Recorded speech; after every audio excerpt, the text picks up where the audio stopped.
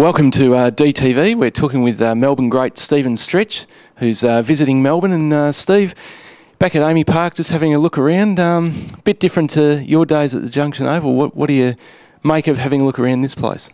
Fantastic, Matt. I wish I was playing AFL football in today's day and age. The facilities here are fantastic, and great to bring the family over and give them a little bit of an insight on what the AFL is like these days, and more specifically the Melbourne Footy Club. So a lot different to when we played, as you would know, being a long-time supporter. A bit different to the Junction Oval and the small change rooms, but fantastic facilities, and it'd be great to be a part of. Yeah. Of course, you're living in South Australia, but you still keep a close connection with the club. Can you just sort of talk about that a little bit?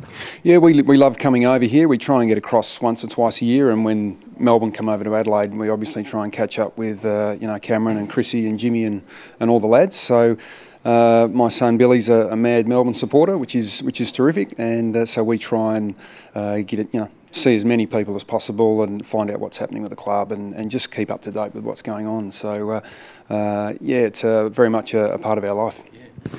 Billy, of course, is showing some good signs back in South Australia. Can you talk about him and where he's at with his footy? Yeah, he's just been invited to play with the under-16s for Glenelg. We've sort of defected from West Torrens, which is our zone club, and gone over to Glenelg for a number of reasons.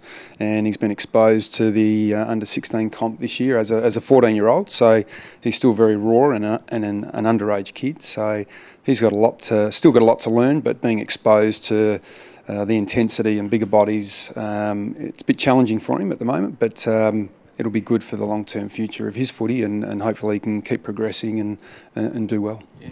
What sort of player is he? I mean, you're sort of a dashing wingman for the Ds. Can you talk about Billy as a player? Yeah, he's more of an inside on-baller, and I think they call them accumulators these days. So plays a lot of his footy in the centre and on the ball. And he's got quite a big motor, runs all day, pretty well skilled. So I think the options there for him to break out to a half-back flank or a half-forward or even a wingman are pretty good. So I think the more positions he can play, the better chances he's got down the track to reach his potential. So we're really happy with the way he's going, and hopefully things can work out for him in the end. Yeah. Now, you had a distinguished career with Melbourne. What are some of the highlights and memories that you look back on now, several years on? Yeah, well, obviously, I think our first time into the finals for 24 or 25 years in '87 was a huge highlight, and one the club constantly talks about. Obviously, the grand final wasn't a great result for us, but being exposed to that was terrific. And I think just through that period of the late '80s, early '90s, where I think we played 14 or 15 finals, was really rewarding and a great experience, and probably many matches there I'll never ever forget, and certainly put the Melbourne Footy Club back on the map in the mid '80s. Yeah. All right, Steve, well, thanks very much for talking to us, and great to see you around the club, and all the best. We'll keep a close eye on Billy. Good on you, Matt. Thanks very much.